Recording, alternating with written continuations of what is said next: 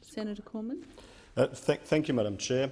Madam Chair, it's important to remember that what we are debating here today is one of many broken promises of the Rudd Labor government in the health portfolio.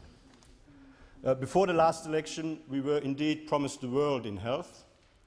The Prime Minister said he had a plan to fix public hospitals.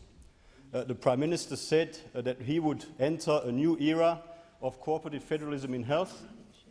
The Prime Minister said that he would maintain and retain the existing policy framework in support of the private health system. And one other thing that the government said is that they would not reduce the extended Medicare safety net. And indeed, I just very quickly quote again from Nicola Roxon's press release dated the 22nd of September 2007, when she said, "Federal Labor understands that Australian families are already under pressure. It is these cost of living pressures that have made the safety net necessary, and with about 1 million people each year receiving some cost relief from the safety net, Federal Labor will not put more pressure on family budgets by taking that assistance away. Will not put more pressure on family budgets by taking that assistance away." And of course, this legislation is exactly about that. The government is introducing caps. The government is taking action which will lead to increased out-of-pocket expenses for patients who seek access to certain healthcare services. In relation to IVF, in relation to obstetrics, in relation to eye surgery and a series of other things. Now, so it is a broken promise. When the government announced it during the budget, after the government announced it during the budget, the minister then said, well, this is only targeted at doctors charging excessive fees. Patients, IVF patients, will not be worse off. But of course, as soon as she made that comment, no doubt somebody would have actually sat the minister down and said, well, let's have a look through those figures. That statement actually doesn't stack up. Because after having made that statement, she never repeated it again. She never repeated it again. Now, we have some fundamental issues with this. This legislation is an empty vessel. It is a framework. And what really matters is what is in the determinations and the regulations that are putting flesh on the bone. And in fact, 95% of the debate on this particular piece of legislation hasn't been about this bill at all. It has been about what is in the determinations and in the regulations. And non-government senators in this chamber, the Greens, Senators Xenophon and Fielding, and coalition senators have acted together to force the government to table a final draft of the determinations and regulations before the Senate would be prepared to consider this bill. And the reason that was important is because unless we were able to review and to scrutinise what was in the determinations and regulations, we couldn't make a proper judgment as to the effect this legislation would have on patients.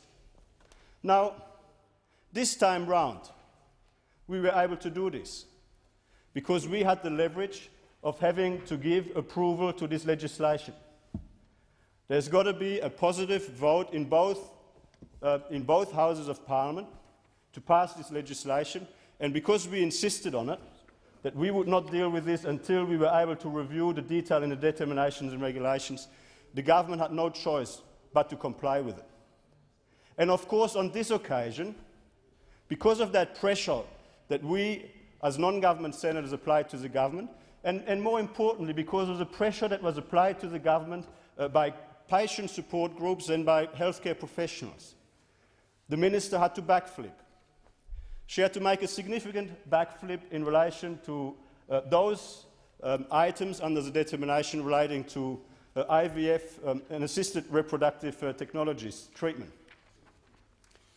Because, despite what the minister said initially, despite the minister's assurances, it became very clear that patients would be worse off, that families needing access to IVF treatment would be worse off under the original plan put forward by the Minister for Health and Ageing. Now, the Minister for Health and Ageing has got a track record of getting it wrong. The Minister for Health and Ageing has got a track record of saying one thing and not being able to come through with it when there's a little bit of scrutiny. And that is because she doesn't do her homework.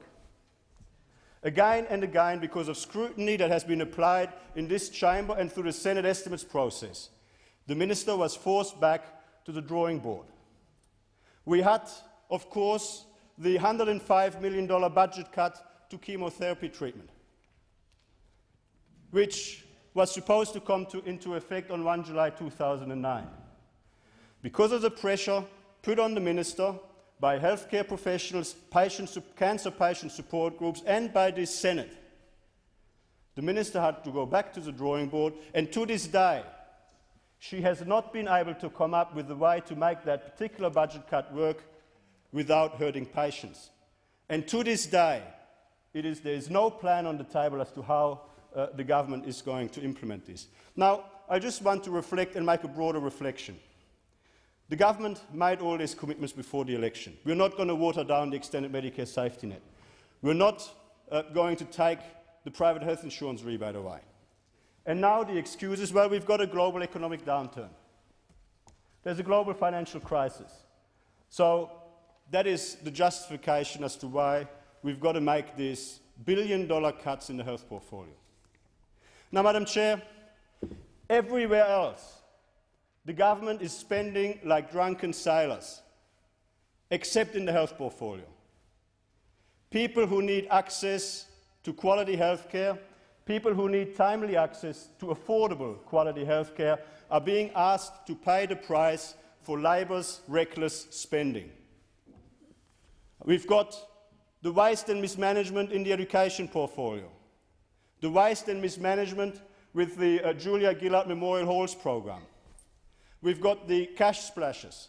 We've got the government borrowing money to give it away to people overseas, to people in jail, to people who are dead. They're wasting money left, right and centre, but the health portfolio, people needing access to quality health care, are being asked to pay the price. Now, Madam Chair, the opposition welcomes the backflip of the government in relation to the IVF-related Medicare items and the impact that this legislation was going to have on families needing access to IVF treatment. We have got some concerns with the figures, because we do have some magic pudding at play here, because the government has agreed to increase the key Medicare item, the key MBS item in relation to IVF, number 13200, by about $1,000. And there's about 36,000 procedures a year. And if you look at the last 5 to 6 years, the number of procedures goes up by about 3,000 every year. Now, if you increase the cost of that rebate by $1,000, that is a cost of roughly $36 to $39 million a year. So after the Minister announced the backflip, after she announced that the government had reached an agreement on the 3rd of September with stakeholders to restructure items, which meant increasing the Medicare rebate for some items, increasing the caps for some items, introducing new Medicare rebate items in relation to IVF, we welcomed the backflip, but we said we want to have a discussion with you about the numbers.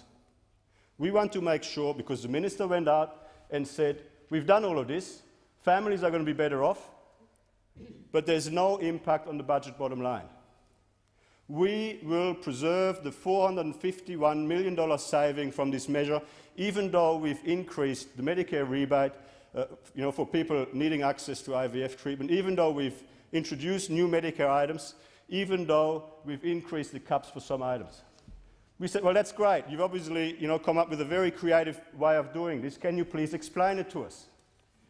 So after the Minister tabled those regulations, we said we'd like a briefing from the department. That briefing took place the next morning. And when we asked a very simple question, can you tell us what the impact is going to be on a one-year basis for each year of the forward estimates. No, we don't have that information. Well, we've sort of were asked to come here at very short notice, but we might be able to provide it to you on notice down the track. Now, that was Wednesday a week ago, in the morning. Wednesday, Thursday, Friday, Saturday, Sunday, Monday. No advice came back to us until the Monday. And of course, that advice didn't include anything remotely close to an answer to the question we've been asking. So we went back to them. We want to know what the impact is going to be of the increased cost of the Medicare rebate and what the impact is going to be on your budget bottom line. We understand why you try to hide that this is a backflip. We understand why you're trying to make people believe that this is going to be budget cost neutral. We have got some suspicions. And so we said to the government, we want to see the detail. So in the end, we got back the information, historical data, for all of the IVF-related Medicare items that are currently in the system, utilisation, annual costs, etc., etc. But of course, moving forward, the item 13,200 is broken down into 3 items. And the point made by the government is, well, we've broken it up into 3 items, and for one of those sub-items, we've reduced the rebate available. And so we think we'll make some savings, and that can offset the additional expense of, the additional expense.